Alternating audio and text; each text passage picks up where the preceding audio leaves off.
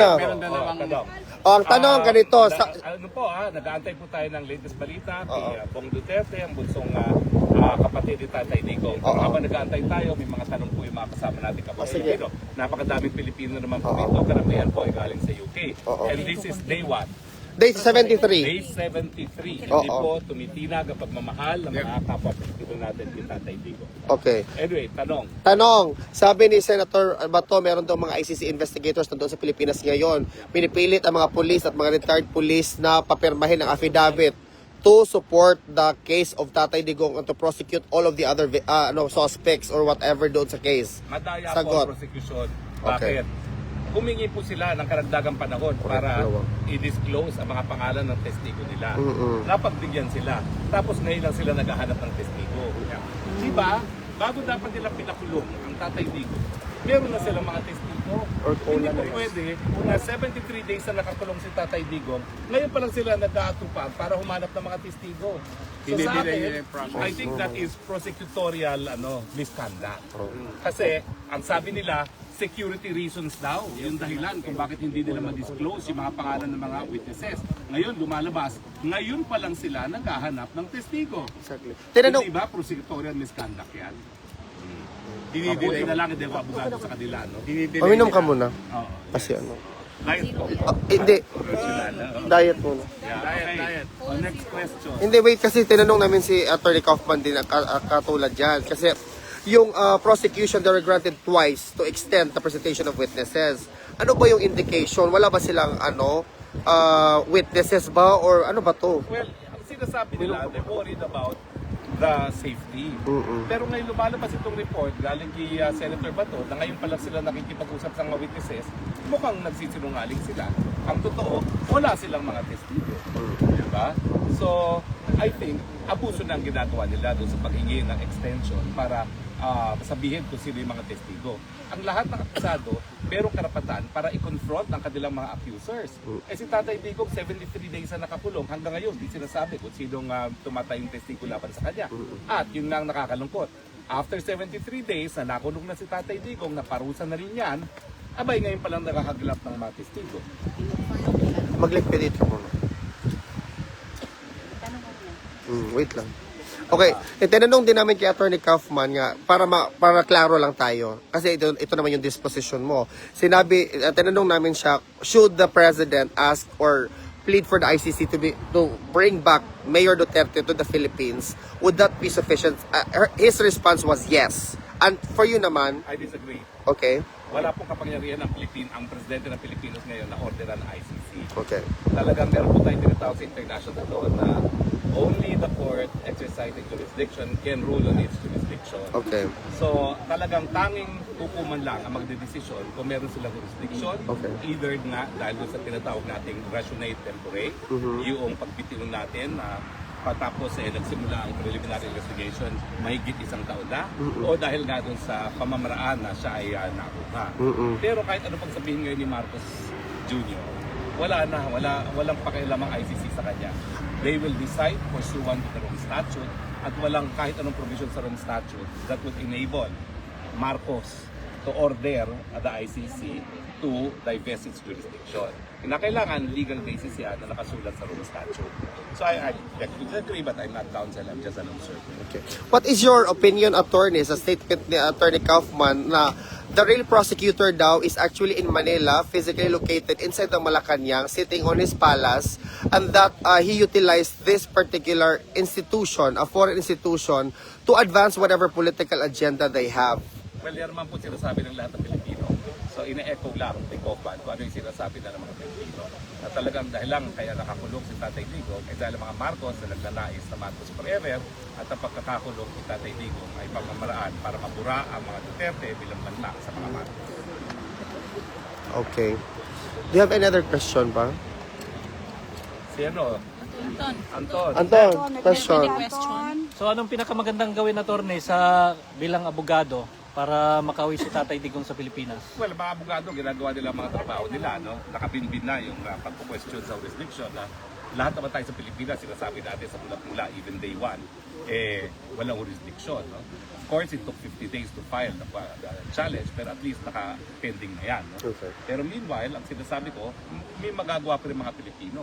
Dahil siya yung kinidnap, i-pressure natin, lalong-lalo na ng mga Filipino Dutch at saka mga Filipino Europeans na wag dapat konsentihin ng Netherlands na siyang nagkukulong at nagbabantay sa kanya dito sa Dahig na ipagpatuloy yung pagkukulong dahil illegal yung pamamaraan ng pagkuha sa kanya. No?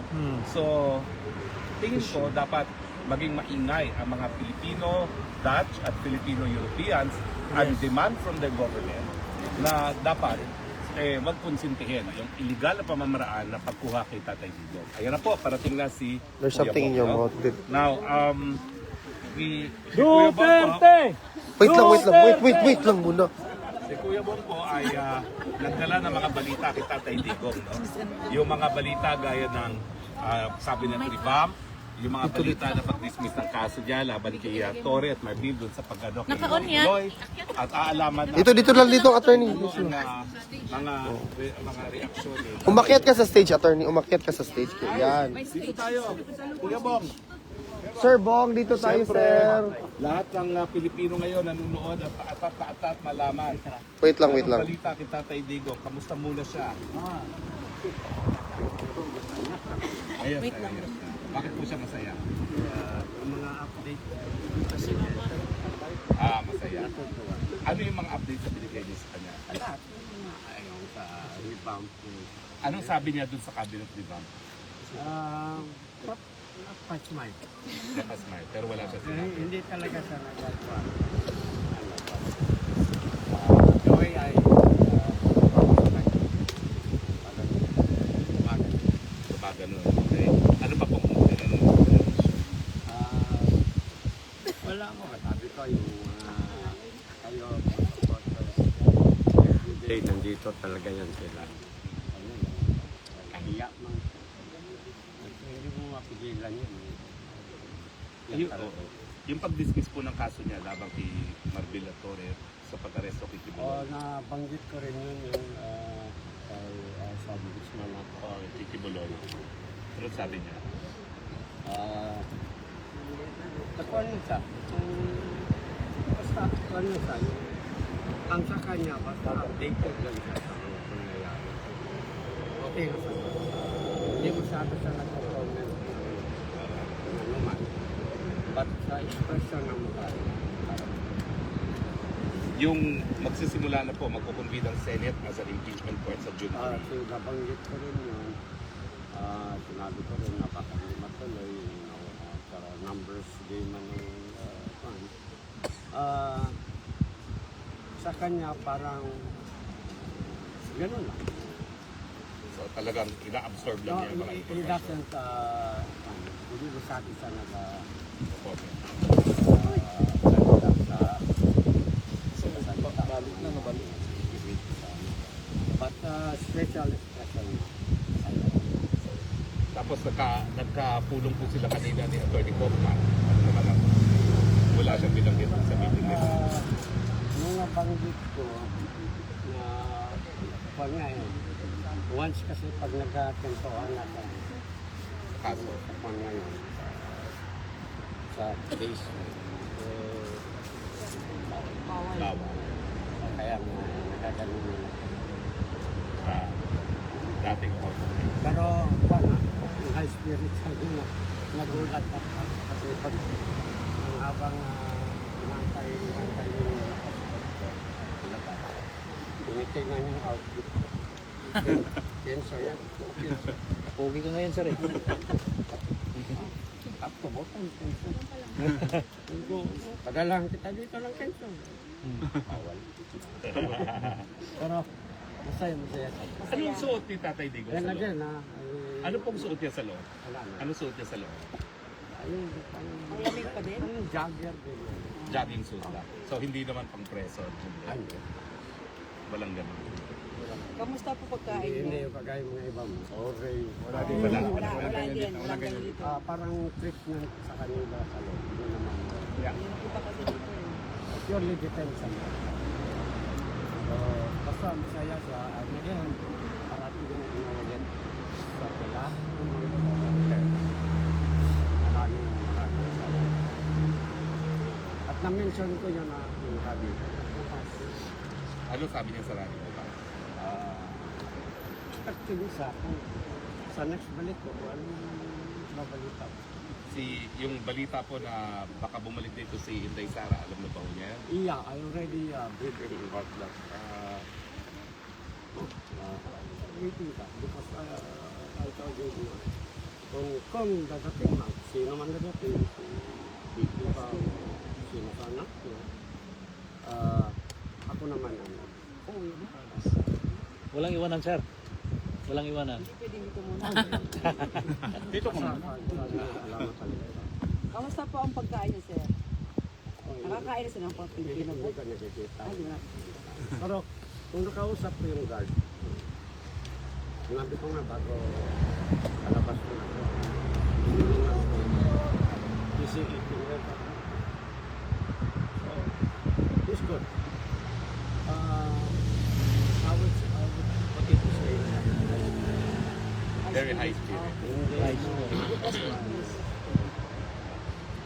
Ginanon naman siya. But this one house. Yung pa kanya, yun siguro sinasabi niya, there will be a time for us. Iwala lang. Okay. Maraming salamat, Kuya Bong, ha? Sa Tuesday uli ang next briefing natin. Okay. Well, anyway, so yan po ang latest kay Tatay Digong. Alam po niya mga pangyayari sa Pilipinas. Alam niya yung cabinet courtesy resignation, yung pag-dismiss ng kaso na sinampalan kay Maribel Aquitore. Alam niya yung pagsisimula ng impeachment. Wala siya masyadong reaksyon pero nakangiti and in high spirits. No? At syempre, kampante, I guess, because alam niya na may katapusan ang lahat. At mukhang malapit-lapit na ang katapusan. So excited po tayong lahat dyan. Anyway, maraming salamat. May isa ko lang, kalimutan na ba? Ringit ko rin sabi. Yung sa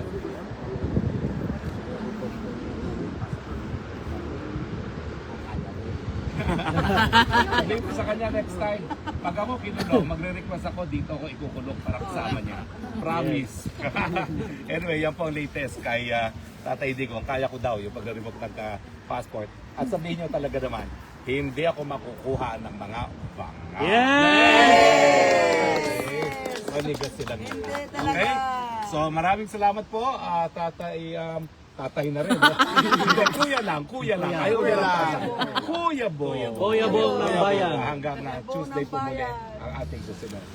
Ayan po, marami po tayong mga kababayan, mga karamihan, mga taga-London. Sino mga taga-London? London. Bakit ang dami ngayon ng Ireland. London? Ireland. Oo, okay. Sino lahat ng mga taga-Scotland? Scotland, ang dami din, ha? Mga taga-Ireland. California. Mga taga-Philippines. Wow! Talagang lumipad kayo rito. Cebu. Talagang lumipad na kayo dito. Wow! Eh, bakit po kayo lumipad? Halika, dito kayo. Dito interview mo si Daddy. Dito kayo, Daddy. Number 1 father. Talagang lumipad kayo, ha? From Cebu. Okay. Narating na Oo. namin galing sa Cebu. Oo, bakit po kayo pumunta rito sa Dahig? Okay.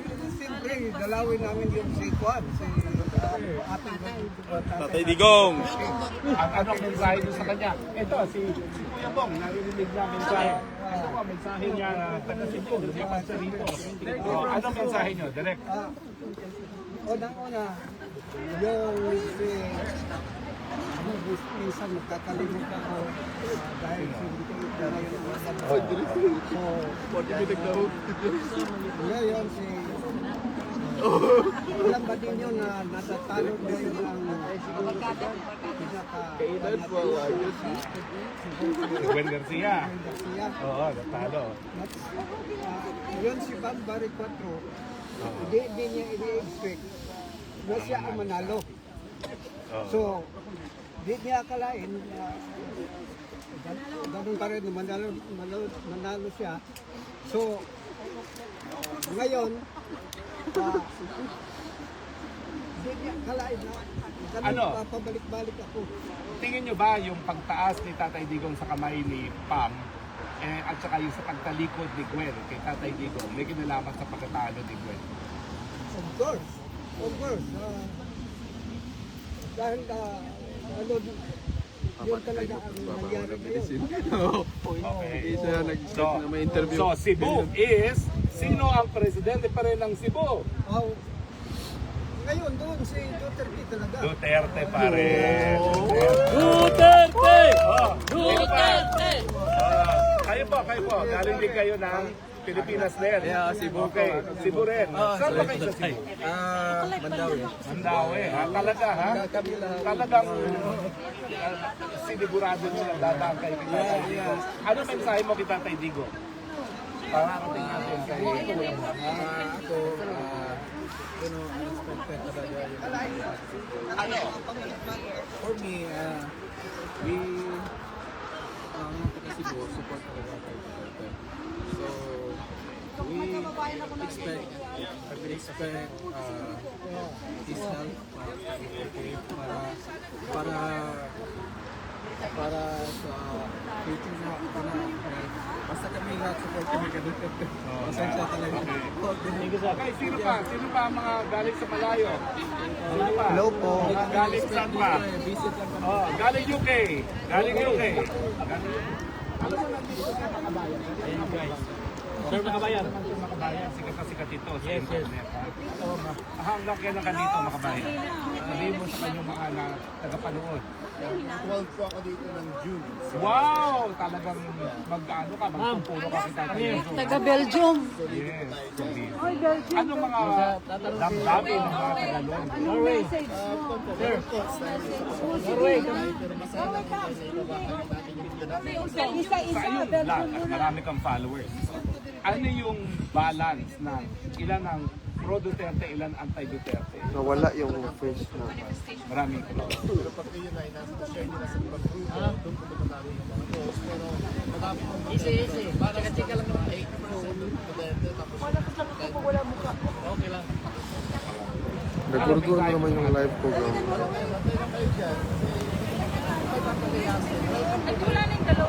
Galing Norway. Norway! Ma'am, pareho tayo. Wait. Nakasarado ako. Kaya... Ay, wala po. Garon! Ma'am, ano po pangalan niyo? Saidi Toy Garcia.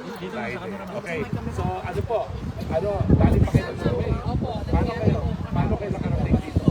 Right? Play. At ano naman ang dahilan at pinuntahan niyo pa rito nakikita lang natin kaya sa Tatay Digo. Well, in solidarity for Tatay Digong at mula nung first day na nakita ko sa mga live ng mga sa The Hague, sabi ko, Miss Brian, sabi ko, panahon na talaga na Pilipinas pa talaga? Oo. Talaga siya. Kahit alam mo sa amin, kahit Tornay, galing Tarlac. Okay, ha? Wow. Ano mensahe niyo kita sa Digo para makasama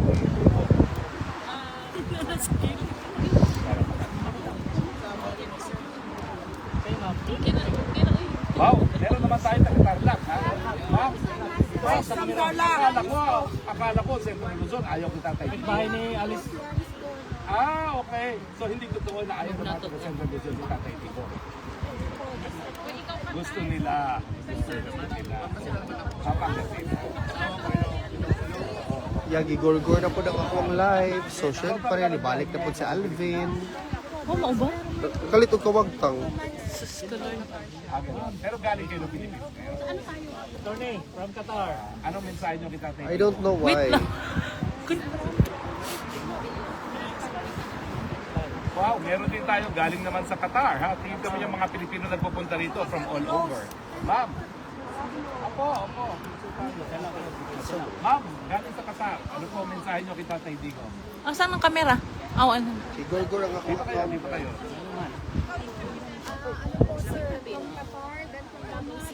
California, Tornay. Sandali. Wow, meron California. Isa lang siya, attorney.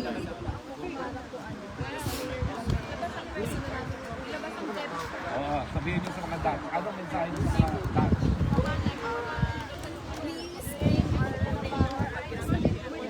Yes.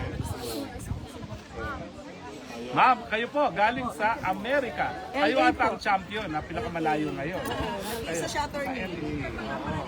Talagang nagpunta kayo dito para makisuporta, ha? Talaga. Just to show me. Diba,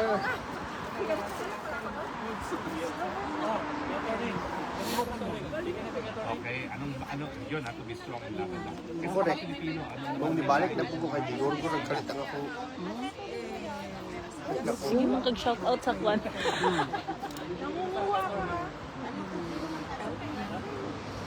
Ayan. Hello. Thank you for watching. Ano ka, picture Tubig tayo. from Dubai. Mamaya na lang. Tubig from Dubai. para sa'yo. Naka-live, okay. Nakalive mamaya na lang. Share, nakanilang tinulak. Ang tayo balik. Natakot ko ito. Asan yung mic natin? Doon kay Makabayan. Lahat sa mga tibugay. Pero ano pa ang ilog sa inyo? Boss, abangan mo yan. Aalis agad yan.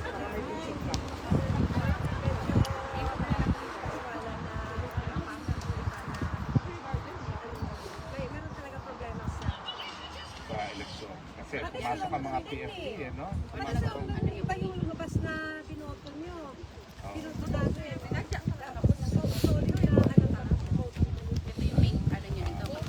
Paano ko sa team dyan? But anyway, so maraming salamat ma'am ha. Message kita Tay Digo.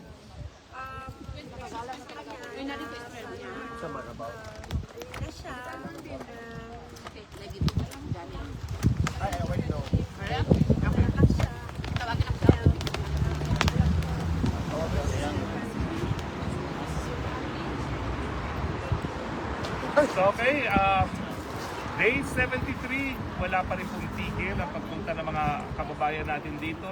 At syempre, narito sila dahil ang ating mensahe kita Tay Digong, walang iwanan.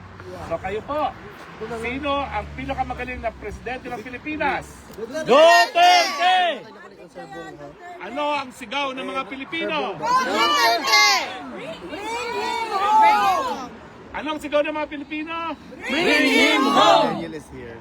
Anyway, on the 73rd day of kidnapping of the Tatay Digong, nandito pa rin po, walang iwanan. Ito po yung Box Harry Roque, dito po sa labas ng, hindi ko pa rin ma-pronounce, Skeveningen detention facility. However, it is pronounced alin, tsak na Skeveningen yan. Hirap-hirap ang pronounce, okay? At wala pong iwanan, okay? Yes. We love you, Philippines. The only country we have, the only country we love. God bless. Salamat Yes. po. Mabuhay si Attorney Harry Roque! Buhay! On her left leg. Naku, ang hirap naman yan. Skeveningen nga, hindi ko ma-pronounce eh. Sabihin mo tayo mga picture. Ayan, attorney kasi. Dala, magkaroon tayo. Group picture tayo. Nag-isa. Yeah, picture time. Sulitin. Group picture tayo, group picture. Ayaw nga pala, gaw pa dyan mamaya. Pwede mo na? Pwede na yun? Uy, kay attorney yan. Ayan na. Alam mo sa kanya. Attorney, pwede na yan? Yo. Oh. Ayan na.